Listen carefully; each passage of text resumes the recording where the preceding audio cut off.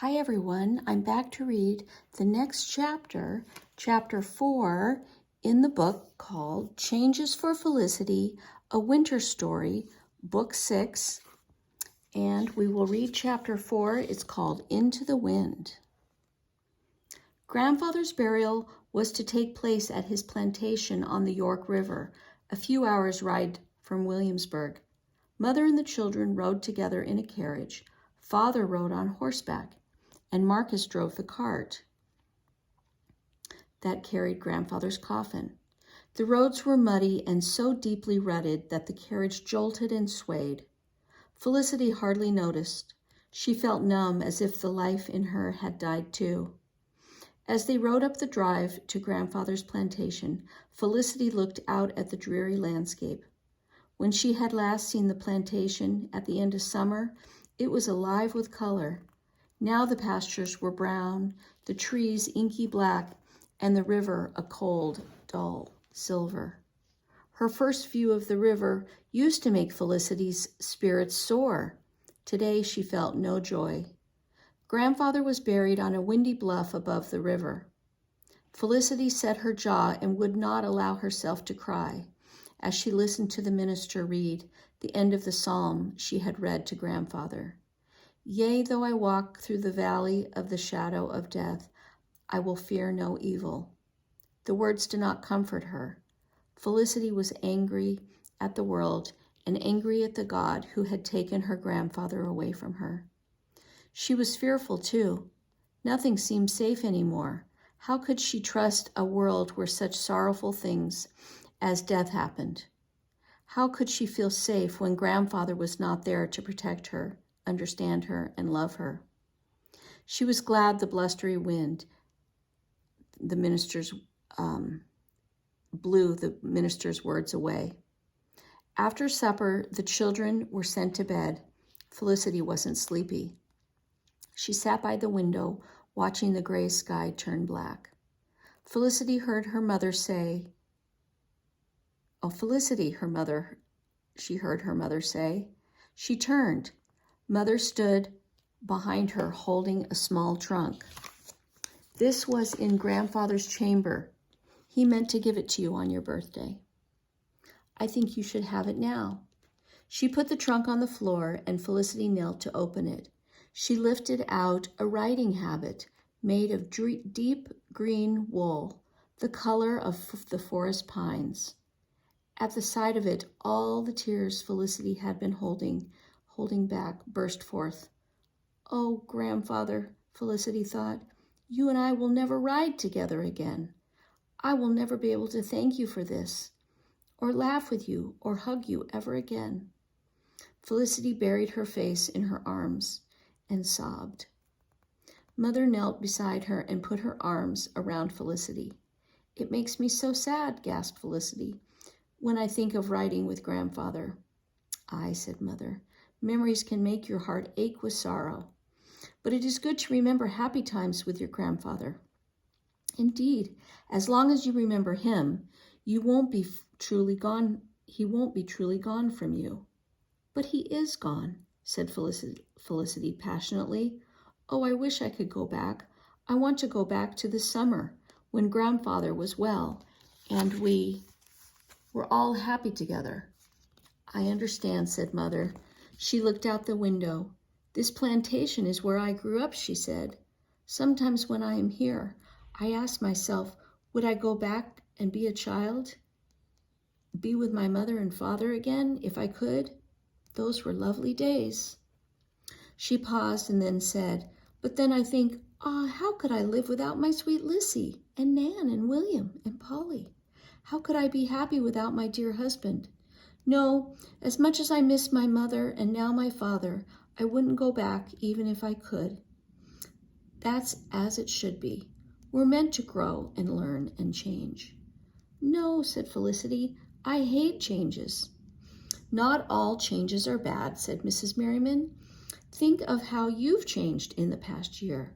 You're not the flighty, headstrong child you used to be. You're steady and thoughtful, and even if you are still sometimes impatient. And think of all the happy changes you have to look forward to. You'll see Elizabeth again.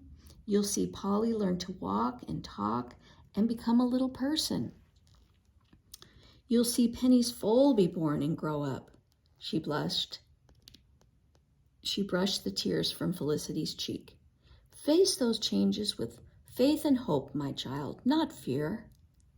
How can I hope for anything when grandfather is dead? Asked Felicity. Death is the end of everything. No, said Mother. No change, no loss, no separation. Not even death can end love. She kissed Felicity's flushed forehead and left. Felicity cried until she felt hollow. After a long while, she fell asleep. Mother and the children went home a few days after grandfather's burial. As the carriage lurched along the road to Williamsburg, William asked, Mother, why isn't Father coming home too? Your father and Marcus stayed at the plantation to put grandfather's business affairs in order. They'll be home soon. William looked as if he might cry. But I don't want Father gone, he said. I want him to be home with us. Felicity felt sorry for William. He's probably afraid Father will go away forever like grandfather, she thought. Don't worry, William, she said. Father will be home before you know it. And meanwhile, Mother and I will look after you. And you and Nan must help us look after baby Polly. William brightened and Mother smiled at Felicity gratefully. Ben was at the front door of the house to greet them as the carriage pulled up. He helped Mrs. Merriman step down. Thank you, Ben, she said. Mr. Merriman and Marcus will be gone for a few weeks. Will you be able to take care of the store in their absence? Yes, ma'am, said Ben. Good lad, said Mrs. Merriman. She turned to Felicity. I'm sure Ben could use an extra pair of hands today, Lissy, he said. Would you like to help him in the store? Yes, said Felicity. Yes, I would. Off you go then, said Mother. She knew that no place was more likely to cheer Felicity than her father's store. And indeed, the store was bustling that afternoon. Felicity was too busy to be sad. She and Ben walked home together in the twilight after they closed the store. Thank you for your help, said Ben. You know just what to do in the store. You were a good apprentice today. Felicity just nodded. Ben looked at her. Lissy, he said, I know you are very sad about your grandfather.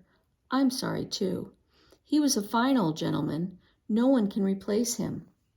They walked on, and then Ben said, You helped me when I was hurt and unhappy this summer.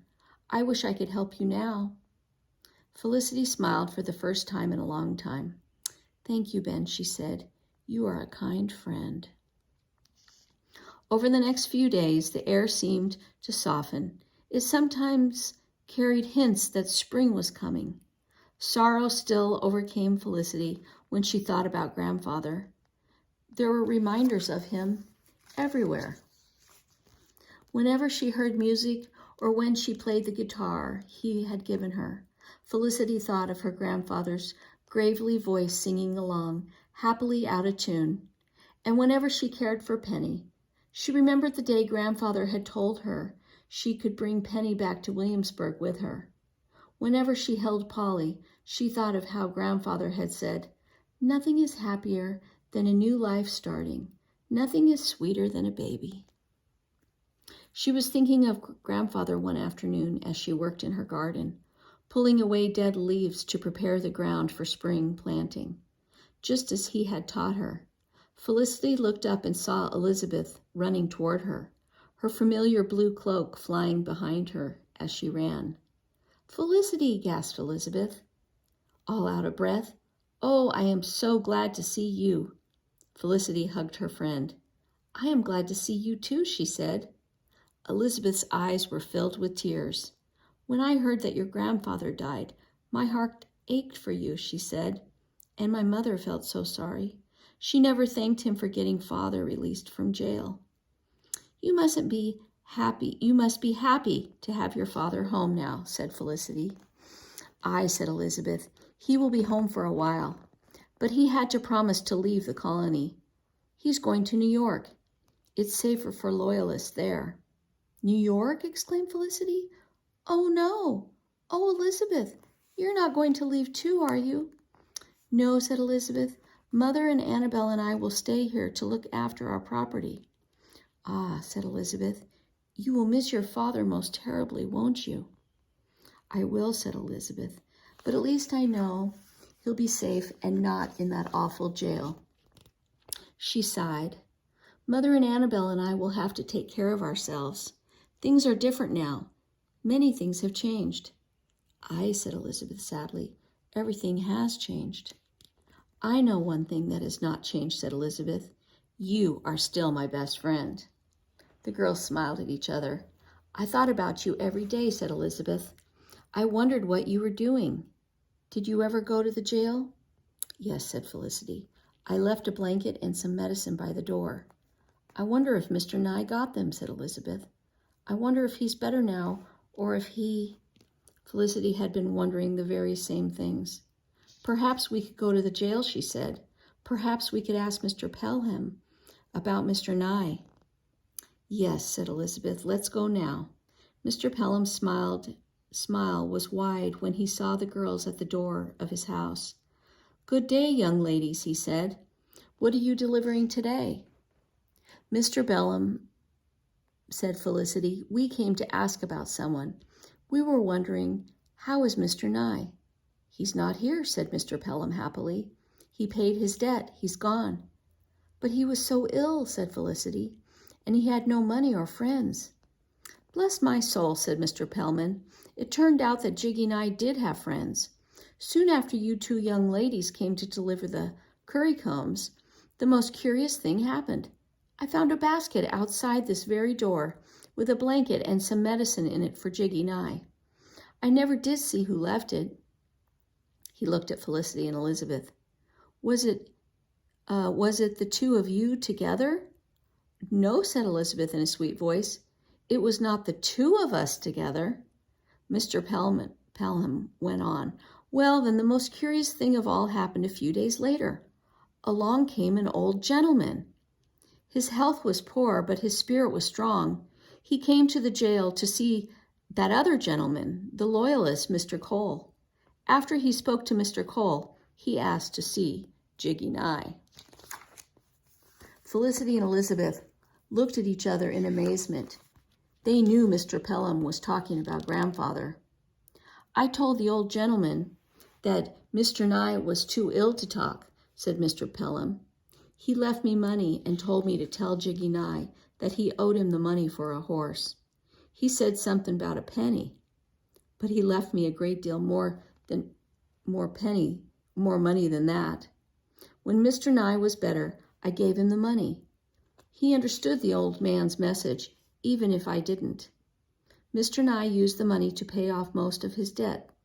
He's working for me now, caring for my horses, to pay off the rest of it. He's a good man with animals, and he's not drinking, and I think from now on, he'll stay away from the bottle." Mr. Pelham smiled again. That blanket and medicine did more to help cure Jiggy Nye of his illness. It seemed to cure him of his meanness, too. I always thought there was still some goodness left in old Jiggy Nye, and I was right. It just needed the kindness of friends to bring it out. Felicity's heart was too full for her to speak.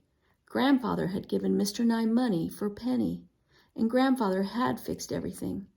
Thanks to his kindness, she needn't fear Mr. Nye or what he might do to Penny or her foal.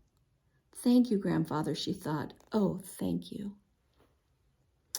Okay, and that is the end of chapter 4, and next time we will read chapter 5.